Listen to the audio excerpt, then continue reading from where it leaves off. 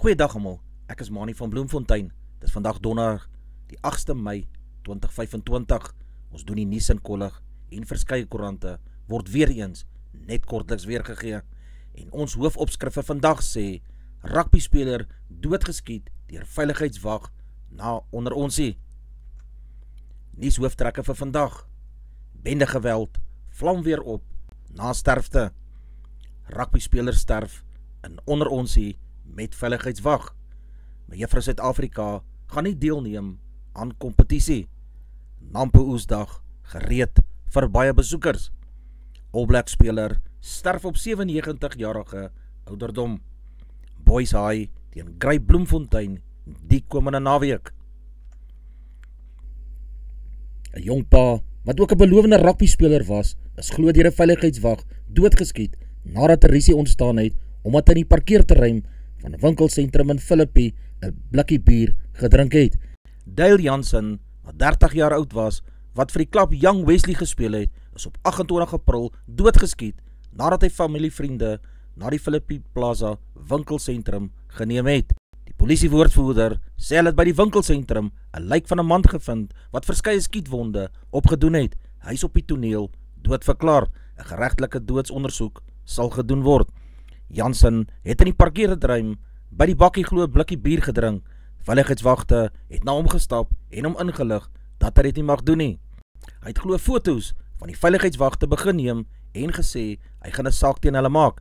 Die wagte wou hom glo met pepersproei spuit, maar toe hardloop Jansen om die bakkie, hy is glo agtervolg en daar is op hom geskiet. En dit net omdat hy 'n blikkie bier in die parkeerterrein gedrink het. Volgens die gebroke suster is haar broer meer as 10 keer raak geskiet. Jansen het as 'n voertuigbestuurder gewerk en hy was die ma en pa in die huis gewees. Hy was ook 'n baie goeie pa. Sy baba word van dese maand 'n jaar oud en sy meisie is weer swanger met nog 'n kind. Die Young Wesley Rugby Club het op 28 April in 'n plasing op Facebook gesê, dis met enorme hartseer dat ons die ontydige afsterwe van een van ons eie en ongelooflike speler, Dale Jansen, aankondig. Jansen word Saterdag begrawe. Baie sterkte vir hierdie familie.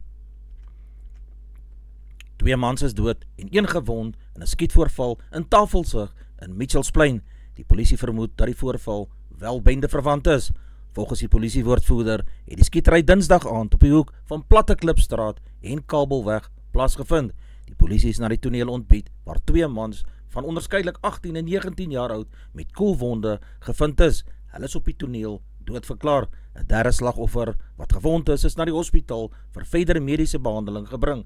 Spelers wat die saak ondersoek het 2 klagtes van moord en 1 van poging tot moord aanhangig gemaak. Enige iemand met meer inligting oor die voorval kan die stop misdaadnommer 08600 10 skakel. Mia Leroux, Mevrou Suid-Afrika, sal nie in Junie aan die Mevrou Supranasionaal kompetisie in Pole meeding nie. Dit is onduidelik of die organisasie of Leroux self hierdie besluit geneem het. Daar is gissings dat die organisasie bande met Mevrou Supranasionaal organisasie verbreek het, maar die koerante kon dit nie bevestig het nie. Ons wens die Mevrou Supranasionaal organisasie 'n skouspelagtige geleentheid toe. Dit is die tweede keer dat die geleentheid om 'n internasionale skoonheidstitel mee te ding Leroux ontwyk. Uitvoerende hoof van die Mevrou Suid-Afrika organisasie was in 'n vergadering toe sy gekontak is en het die koerant na skakelmaatskappy verwys. Sowat 1 miljard rand se nuwe toerusting gaan vanjaar deur uitstallers van oor die wêreld heen aan Suid-Afrikaners vertoon word. Van die uitstallers is reeds besig om hulle diermasjinerie na Botawil te vervoer en hulle krampies daarin te rig vir die toestroming van die 10.000 besoekers oor die 4 dae van hierdie uitstalling van die Nampo Oesdag. John Steenhuisen, minister van Landbou, het tydens sy besoek aan die bloemskou verlede week gesê hy gaan Nampo ook weer vanjaar besoek. Die fokus is hier meer op graan, maar dit is van groter belang omdat graan ook 'n effek op diere het en die uiteindelike koste vir die verbruikers. Dr. Dirk Strydom, bestuurende direkteur van Nampo Oesdag, vertel vanjaar se tema is globale landbou plaaslik. Dit is gekies om die klem op die internasionale sfeer te plaas waarin Suid-Afrika se landbousektor homself bevind en hoe produsente internasionale tegnologie plaaslik kan inspan om volhoubaar voort te bestaan. Nampo dien as 'n spulpunt waar plaaslike produkte, wêreldkennis en netwerke betrek word om volhoubare doeltreffende en veerkragtige landboupraktyke op Suid-Afrikaanse bodem te kan toepas. As die grootste buitelug landbou expo in die suidelike halfrond lok die Nampo Oesdag na raming meer as 86.000 mense elke jaar. Belastingbetalers het sedert 1994 al meer as 50 miljard rand opgedog vir finansiële vergoeding aan wit plaasboere wie se grond weens grondeise onteien is en aan begunstigdes wat geld bo grond verkies het. Andile, 'n MKP-lid, wou weet wat die totale vergoeding sedert 1994 is wat aan wit plaasboere vir onteiening grond betaal is en aan slagoffers van grondonteening wat eise ingedien het, maar het geld bo die grond verkies het. Volgens die parlement word grondeise ingevolge die wet op herstel van grondregte gehanteer. Hoewel die regering begunstigdes ontmoedig om geld bo grond te kies, bly dit hulle eie keuse. Daar word altyd vir geëiste grond betaal en die uiteindelike bedrag word deur die kantoor van die waardeerder-generaal bepaal. Die doel van die regulasie is om te weet presies wie grond in Suid-Afrika besit. Daar is 'n behoefte om grond te onteien, om dit aan swart mense te gee wat 'n onteiende volk bly. Die man wat daarvan beskuldig word, dat hy die 24-jarige Sisonke Mbolekwa in April op die Walter Sisulu Universiteit, die WSU, se kampus in Mthatha doodgeskiet het, sê hy dit uit noodweer opgetree.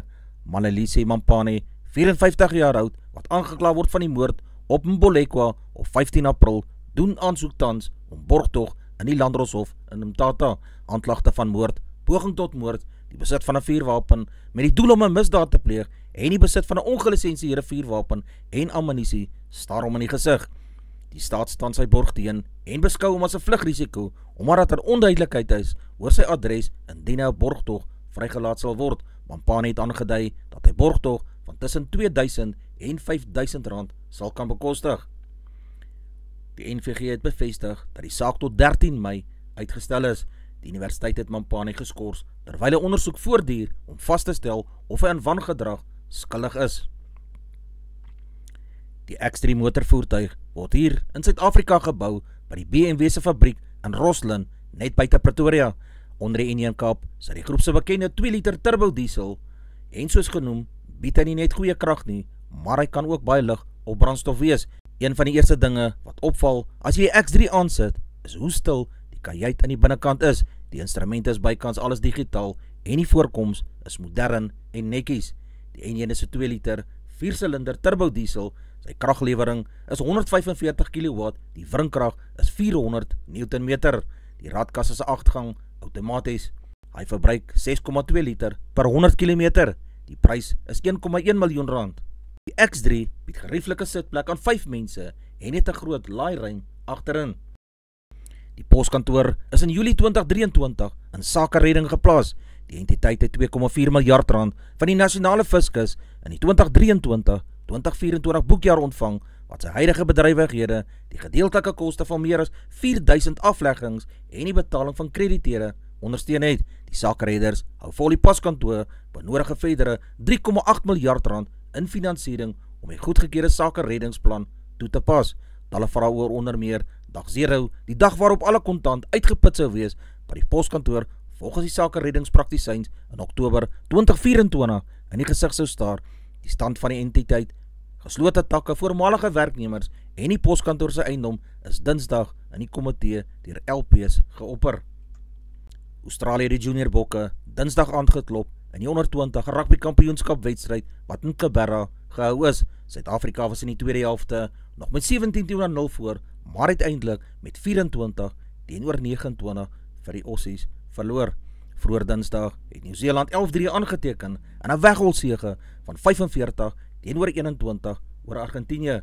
Nieu-Seeland speel teen 'n blitsige tempo en sy sterkste stand in die lug. Na 2 rondes gee die Nieu-Seelandse span die pas aan op die puntelys met 7 punte, Australië het 6, Suid-Afrika het 5 punte en Argentinië 0 punte. Australië en Argentinië pak mekaar ook op Sondag. Bal McCall, voormalige kaptein van Southland en in die lewe van die oudste All Black, is in die ouderdom van 97 jaar oorlede.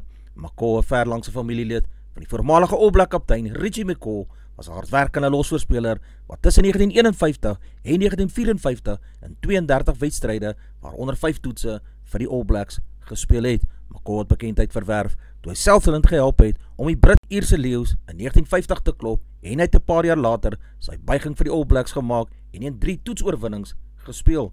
Hy was kaptein van die All Blacks in 'n toerwedstryd teen North of Scotland en in 1954 het hy die Suid-Eilandspan en die Nieu-Seelandse 15-tal span aangevoer wat teen Nieu-Seeland se Maoris gespeel het.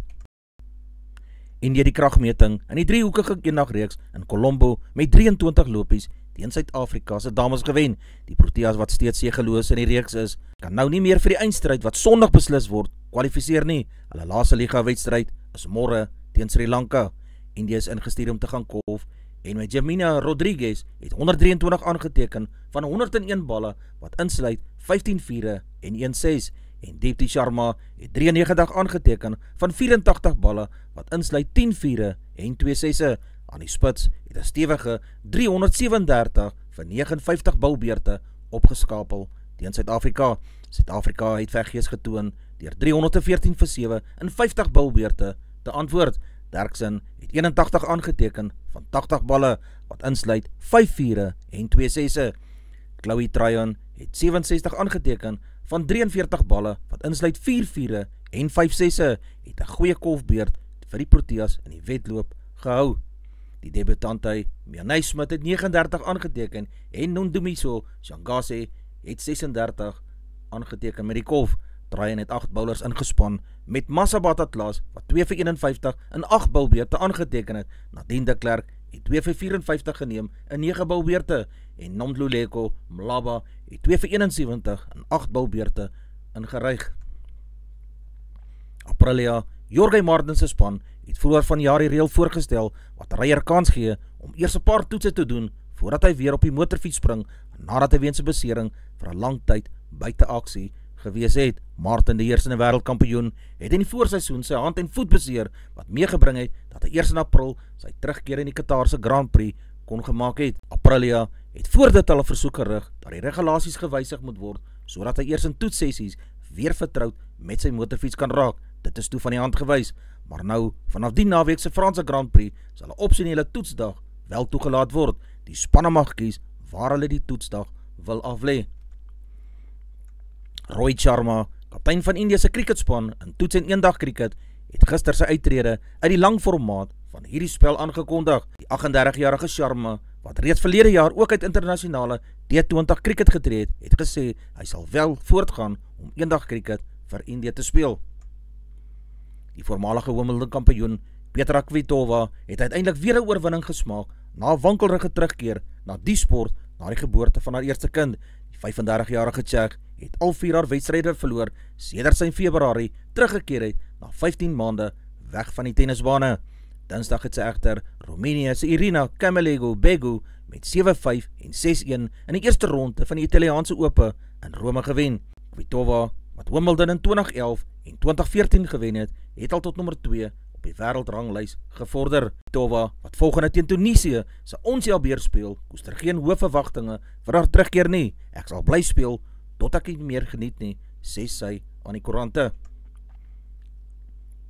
Philip Snyman, afrigter van die nasionale sewespan, het gister gesê Ezekiel Nkobeni en die Jager kan reeds volgende maand vir Suid-Afrika diens doen in die Afrika se sewes toernooi. Nkobeni is 'n skramskakel in 15-man rugby en het die Stellenbosser in vanjaar se studentereeks aangevoer. Snyman sê die deel van hulle beplanning met die oog op die Olimpiese spele in 2028 is om nouer saam te werk met die provinsiale unies. Soos verlede jaar gaan daar vanjaar weer sommige blitsbokke in die Karibeker reeks speel. So byvoorbeeld is Gino Cupido, wat vanjaar sy buiging vir die blitsbokke gemaak het, tans deel van die junior bokke se groep wat in die 120 rugby kampioenskappe deelneem. Advertensie van Netwerk 24, teken in en kry verskeie tydskrifte en koerante. Advertensie van Bloemkeel vir jou, jy kan vir Diana of Susan by 082-390-3339 kontak, hulle sê jou voertuig se registrasie namens jou behartig.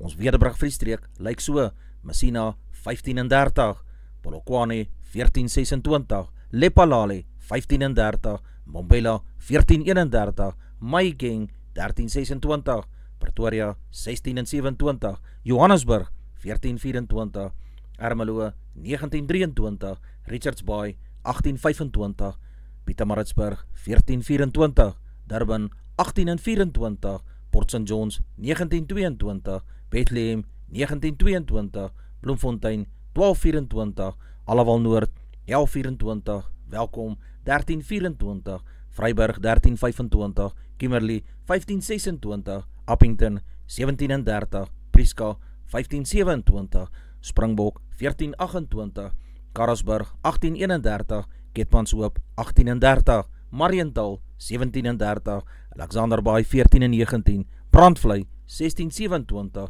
Loederitsbaai 1825, Vredendal 1328, Kaapstad 1520, Sutherland 921, George 1317, Jeffreys Bay 1520, Cabarra 1423, Graafreinet 1424, was Londen 1421, De Aar 1424, Multino 11 en 22, Beaufort Wes 14 en 23. Ons markte vir die dag, die rand verhandel teen R18 en 28 sent teenoor Amerikaanse dollar, die Australiese dollar kos R11 en 75 sent, die euro kos R20 en 66 sent, die pond verhandel teen R24 en 29 sent, die yen kos 13 sent, die prys van silwer is $32.43 Amerikaanse sent per fyn ons, die prys van goud is $3,369 ook per fyn ons, die prys van Brent olie is $62.15 Amerikaanse sent per vat. Gedagte vir die dag, wees rustig vir 'n wyle, moenie altyd alles afjaag, dit bring stres teweeg, maak tyd vir ietsie lekker, skakel af vir 'n slag, mooi dag vir jou.